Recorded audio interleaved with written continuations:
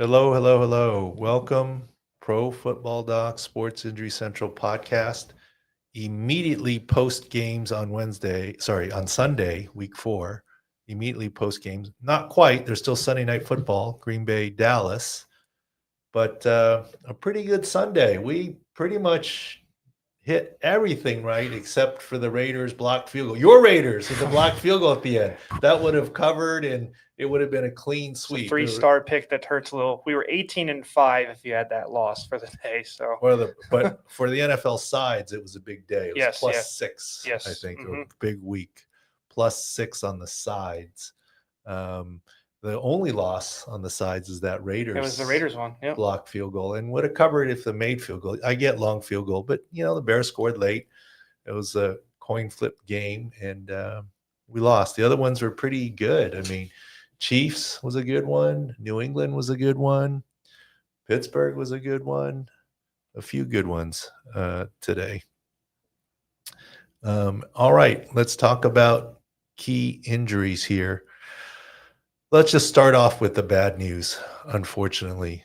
Malik Nabers, new life into the Giants. Jackson Dart getting catches, moving the ball, and unfortunately, very clear by video, right knee ACL tear, non-contact before he hit the ground as he was adjusting to the ball in the air, unfortunately. It's all but been confirmed. We put it out there on video and Twitter as an injury impression video analysis like we always do.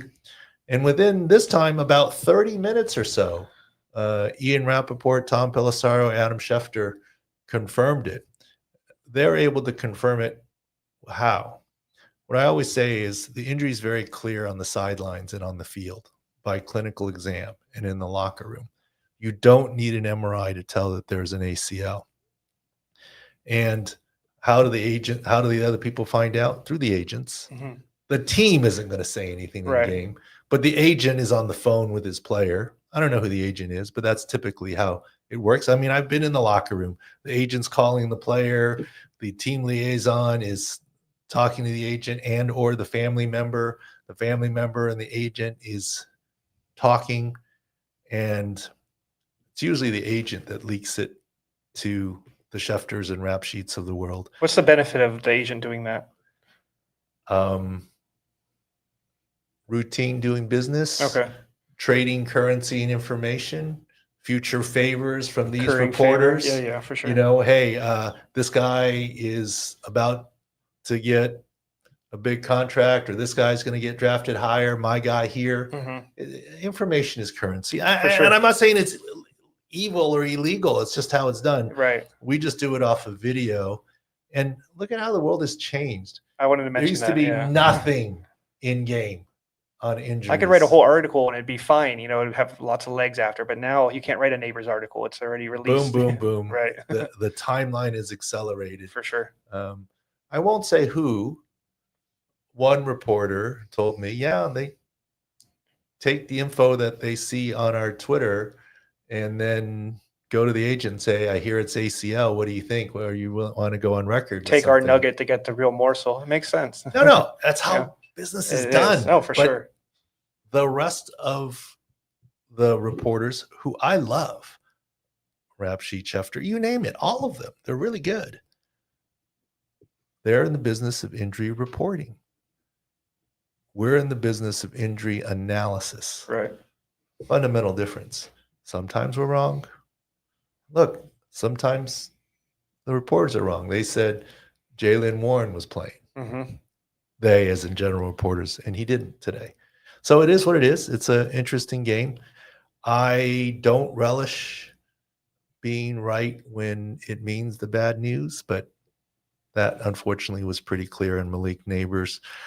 And I guess technically the reporters have only said fear of, and they haven't confirmed until it. The Monday MRI. Yeah. So I guess the final nail isn't in the coffin yet, but that's sort of the fear of the doctors and the team as related by the agent and or the family, which is really too bad. for Malik They just got Nabers. Dart, who looks like he might have a solid ground play in this league, and then you lose your number one player at wide receiver, right? Dart, who kept playing with a hamstring. Yeah, Good for him. Yeah, yes. Yeah. Don't think it's severe, but don't be surprised if he's limited this week in practice, which could be a big deal for a young guy, right? Not He having needs the all reps. Yeah. reps.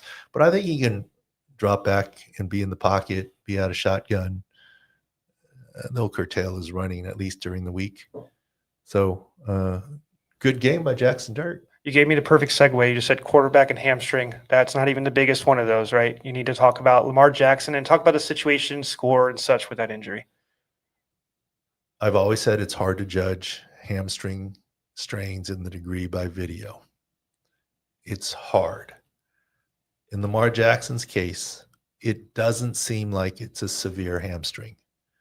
When you add in the frustrations of the game, when you add in the score, and you'd say, okay, it's 3-score game, still a whole quarter. It wasn't out of reach. Yes, but Lamar Jackson's game of pass and run, if you're down 3 scores and you're John Harbaugh and your quarterback star has even the mildest of hamstrings, one that let's say is more mild than Jackson Dart's. Jackson Dart was trying to win that game and stayed in the game. But you're down 3 scores. Do you want to turn a mild hamstring into a 3, 4 week, 6-week hamstring? No, it's bad enough that you've lost the 3rd game of the season. You're 1-3 after week 4. Right. The death knell is you don't have Lamar Jackson for the next 4 weeks. Already behind the 8 ball with the 1-3. Yeah, that's right. Yeah, and so no one is saying Lamar Jackson asked out of the game. No one is saying that Lamar Jackson wouldn't have played through. No one is saying Lamar Jackson isn't injured. All we're saying is by video and injury analysis and the situation, thankfully, hopefully, fingers crossed, don't believe it's severe. And there remains open the chance to play this next week. There's no IR coming, etc. And the Ravens were smart to say, let's live to fight another day at that point in time, given the situation of the game, risk reward. Okay. Next one I have, Doc, talk about, we have a bunch of big offensive line custers to talk about. Talk about Joe Alt's injury for the Chargers. We talked about it at the halftime show with Steve Fezzik, right? Cluster injuries. You already started with Rashawn Slater, left tackle, out. You already started with Mekhi Becton, right guard, out for the LA Chargers. Joe Alt was the right tackle, flipped to left tackle, done very well. So then you have left tackle 2, right guard 2, and right tackle 2. Then you lose Joe Alt, rolled up on high ankle / maybe MCL as well, rolled up on. Now you're down to left tackle 3, right guard 2, right tackle 2. That's a cluster injury, and Herbert didn't have the protection that he needed. And that's why we said, the Giants have a chance in this game. Giants have elite defense with Burns, Abdul Carter, a bunch of pass rushers there. Yeah, and Joe Alt's out again. So the Chargers went from potential Super Bowl darlings to problems on the offensive line and lost to the Giants. I have more offensive line injuries to talk about, but there's one I have a question from the crowd. And a thing on Kolton Miller. It was really at the end of the game. We did see video of it. Tell me your just initial thoughts. Rolled up on by the defender, right leg, ankle, the dreaded high ankle / MCL combo type.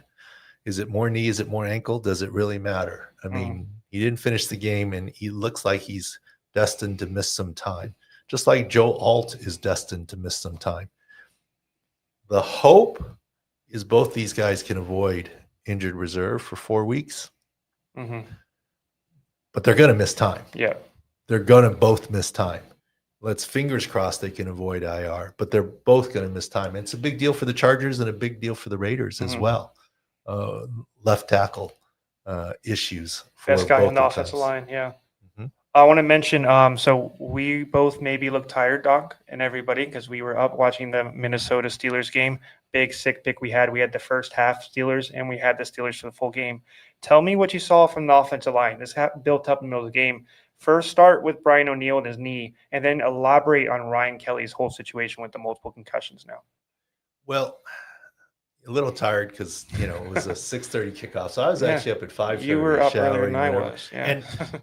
And nowadays with kids, I actually stayed up quote late and watched the end of that Oregon Penn State game and that Alabama crazy, Georgia game. Yes, crazy loss. Two road teams winning. Mm-hmm. Two teams that I have a rooting interest in. Yes. I brought my son to the Alabama game last year. I posted a picture with Dan Lanning. You've been to basketball Ducks games as well, right? Yeah, you know the Oregon. I root for both those schools. Mhm. I mean, I don't know. I mean, walk-off pick six must be a good feeling, though. You don't see those often, right? But in overtime too, right? Well, yeah, that's big, yeah. But not even pick six, just a pick. Yeah, that's true. Yeah. Yeah. But yeah, so that adds to the tiredness. But it was a fun day, good day, productive day. Here's the thing with Minnesota Vikings, and we were saying that difficulty coming into the game. Christian Darrisaw less than 100%. ACL plus from last year. Last year, he's just gotten back. He gave up a sack at least that I saw. Had a penalty. At least that I saw. He's not Christian Darrisaw of old yet. Getting better. They lose right tackle Brian O'Neill with a knee injury on field goal protection. Chronic knee issues in the past. We did not see the video, but left the game and ruled out. Then you have left guard Donovan Jackson. IR as well. Who's started the game in IR. And then you have center Ryan Kelly. First game back after a concussion with another concussion. Ryan Kelly's going to head to IR. He's going to miss 4 weeks. This is a second concussion in 2 weeks? Yeah. I mean, I'm not saying you can't compare concussions, but remember Tua, second concussion, 4 weeks. That's the standard. So this is an issue. Is it something to do with the center position? I know Mitch Morse has picked up 6 or 7 in his career. Is it just fleeting? It's just a concussion to a center. They get a lot of. I mean, remember, centers when they hike the ball are not protected like long snappers, right? Yeah, get the full charge. I'm not saying that's the reason. No, yeah. But here's the deal. This guarantees Carson Wentz starts again. It was already headed that way. Right. It was already headed that way. In London, yeah. They're staying out overseas. They got a London game. You can't put J.J. McCarthy back in there with a ragged offensive line with him less than 100% on his ankle. You're going to play Carson Wentz in week 5, take the week 6 bye, then look at regrouping with J.J. McCarthy and a revamped offensive line. That's sort of what it means downstream. And that's specifically because of the offensive line, or this is probably the plan anyways, or just the offensive line? It probably was the plan anyways. Okay, this cements it. If you say Carson didn't have as good as a game this time as his first game, this cements it. It's Carson Wentz. And they get to play the Eagles week 7, so yay, right? That's already a tough challenge for him. Next cluster I want to talk about, Doc, is the Lions defense. They picked up a decent amount of injuries. Aiden Hutchinson, tell me what you saw on him, and I'll bring up a couple names after that. Aiden Hutchinson exited the game twice to be evaluated and thankfully returned. I think it's football, hurt, not injured. Okay. So I'm hopeful Aiden Hutchinson is fine. Number 2 and number 1 corner, both top corners, is Terrion Arnold, shoulder, and DJ Reed, hamstring. Campbell said after the game that he's more worried about Reed than Arnold. Hamstring for a CB makes sense, correct? Hamstring's hard for a cornerback. You can't give up 6 points, and you got to change directions, accelerate, decelerate constantly. And DJ Reed, never judged the reaction, but worried that this one is going to put him on injured reserve. Whereas the shoulder injury for Arnold does not seem as bad. Don't think that one's headed for injured reserve. Could he miss some time? Maybe. I think DJ Reed is coming to injured reserve. Last big cluster I want to talk about. You already talked about Lamar Jackson. They play Houston, in Baltimore. So this game, they were already without Matabuke. We've talked about extensively all week. They were out their nose tackle Travis Jones, right defensive end Broderick Washington. So that's the entire front 3. They lost today. Marlon Humphrey, number 1 corner calf, number 2 corner Nate Wiggins with an elbow injury, and then you had Roquan Smith with a hamstring injury. Tell me how devastating all those injuries are. And they didn't have Cal Van Noy already. Yes, correct. That's the one I missed. Yes, thank you. Yeah, you saw it. Yeah. You saw the Chiefs who are not explosive, scoring 37 points. Yes, yeah. You saw it. And by the way, you also saw Xavier Worthy being effective, like we said. His issue is going to be, can he block anybody with that shoulder? Mm-hmm. But I don't think they ask him to block much. He did well for his first game back, Xavier Worthy, and he helped the Chiefs. And the Ravens are in a world of hurt with their defensive injuries. And what they didn't need is a worse hamstring strain on their quarterback. Right. Because right at this point in time, they need Lamar Jackson and company to outscore teams to win. And so you don't want Lamar Jackson hampered. So it all ties in. I mean, teams aren't dumb. John Harbaugh's smart. He makes smart decisions. Kevin O'Connell is smart. The hiding behind health with J.J. McCarthy we talked about. No one's being critical of J.J. McCarthy or Kevin O'Connell or John Harbaugh. We're being complimentary of them. Any concerns? This is a question from the there's two questions. First one, any concerns with Jauan Jennings? We didn't bring him up. Pierce with the knee. He came back in the game. Tell me what you saw in the rib injury on the 2-point version. Jauan Jennings, toughness. Boy, that's a big rib shot. That could be kidneys. There could be fractured ribs there. Maybe there still are. Rib cartilage injury. We'll find out. Maybe adrenaline kicks in. I didn't see if he got a rib block in the blue tent or what happened, but that's possible too. Got to give him some kudos for coming back into the game, and he's still dealing with his shoulder. One other question. So the Bears have a bye this week, Doc. This is Darnell Wright, TJ Edwards, and Kyler Gordon. Do you expect all three of them to return to the Bears after the bye, or at least majority of them? The Bears have a bye right now? Yeah. So going into the bye. That's good timing for the Bears because their defense, between Grady Jarrett, TJ Edwards, yes. Johnson won't be back. Johnson's on IR, maybe out for a while. Yeah. But that's the reason why we picked the Raiders, but we didn't pick Geno to throw, 3 picks? 3 picks. Yeah. We picked Genty to have a good game, which that was a great, little breaking out of a bubble game. But yeah, like you said, it's hard to win with 3 picks, right?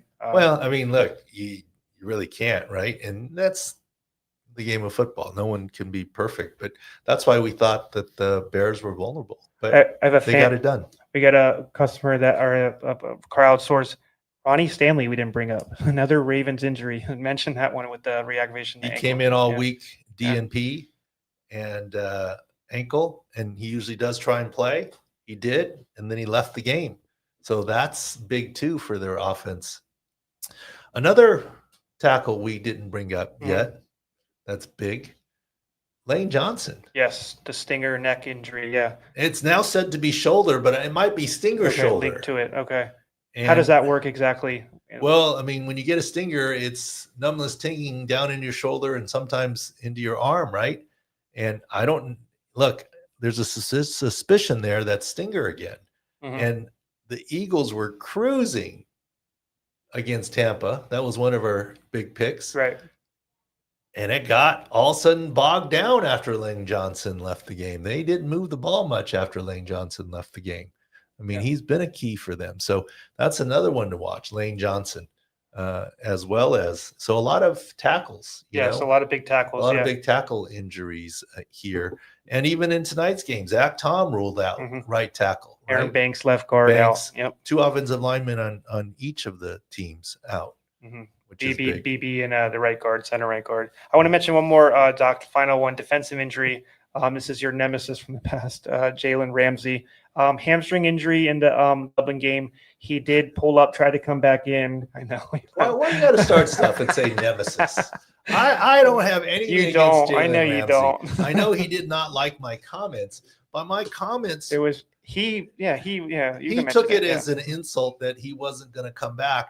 I was simply saying it's a tall order for meniscus repair and from a CB as well, and he did it right. And kudos to him. It makes him more of a hero. So nemesis is not correct at all. No. Although he might not like. Yeah. I mean, we did tweet out. He had the fumble recovery for 6 points that got called back. Yes. And as part of the celebration, he pretended to pull up like he had a hamstring, a la Amon-Ra St. Brown. Correct. Last week. But St. Brown didn't happen to happen what happened to him. I'm not going to say karma and hopefully whatever. I mean, I get it. Jalen Ramsay was having fun with part of the celebration, pulling up with a hamstring. And in the second half, he did exit the game with a hamstring. Yes. And those are some issues to watch for Pittsburgh. But thankfully, they have a bye coming back from the Ireland game. Joey Porter was already out. Mm-hmm. Jalen Ramsay now with the hamstring. Alex Highsmith. They just got Deshaun Elliott back. Mm-hmm. But this bye comes at a good time for Pittsburgh. They got the win, and hopefully they can get healthy across the bye. Last one I want to mention, Doc. Last one. We did talk about in the last podcast with him, but I want to finalize the Purdy stats for everybody. We talked about how he had downfield. His accuracy was very poor. Finished with 22 of 38. 309 is fine. 2 picks. That was not a norm. 79.8 rating, under his usual completion percentage. Tell me that just solidifies what we talked about in the early pod. Well, here's the thing. We always said his turf toe isn't as bad as Joe Burrow's, obviously. Yeah. No surgery. But we didn't think he'd be 100%. And in some ways, kudos to Brock Purdy. He was forced into action because of Mac Jones aggravating his PCL. The worry on Brock Purdy is we always felt by video analysis, and I don't believe it's been reported anywhere. By video analysis, we always thought that second quarter turf toe injury in week 1 was to his right back plant foot. And today, on several occasions, and we put it on Twitter, and talk about it now. Alex will be probably cutting it in here. He didn't plant that back foot and drive the ball. He threw high many times. He threw lifting up, not pushing off the back leg, driving his ball downfield for more accuracy. Brock Purdy in week 1 was 70, almost 5% in his accuracy. 74.9, I think it was. Yeah. Today he was sub 60, 50, high 50s. He's a very high completion percentage quarterback normally. That's not good enough for the NFL. 50s, even high 50s, not good enough. No. Now, I'm not saying Brock Purdy's not good enough for the NFL. I'm saying today throwing with the turf toe is not good enough. Throwing with the turf toe, it does affect your downfield accuracy. Mm-hmm. And I think that's part of what we saw today with the Jacksonville victory. He'll be a week better. And this is where injury analysis comes into play some. Pearsall took a shot. Knee, he came back in, Came back. Both tough receivers, huh? Both took shots and came back in. Yeah, very, very tough. I mean, I'm not trying to disparage Brock Purdy. I'm trying to give you the reality of one of the reasons of why he perhaps was not Brock Purdy who got the big contract today. Mm-hmm. Less than 100% and injured. And, he's not an off-platform thrower like Patrick Mahomes is. He's not the strongest arm in the world. So back foot plant, drive the ball is part of his game. And that wasn't fully there today. All right. Yeah, Doc, that's all I have for you. Go to sixscore.com for the latest insights, like Kolton Miller will update and many other of the Ravens injuries. Okay. And tomorrow morning, we will, late morning, early afternoon, East Coast, do a recap of this podcast after coaches speak and so forth. Hopefully the early stuff like this helps you and with fantasy and with information.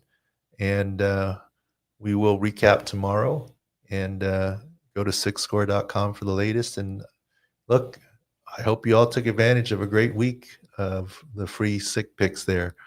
And go get it now if you didn't already. We appreciate you.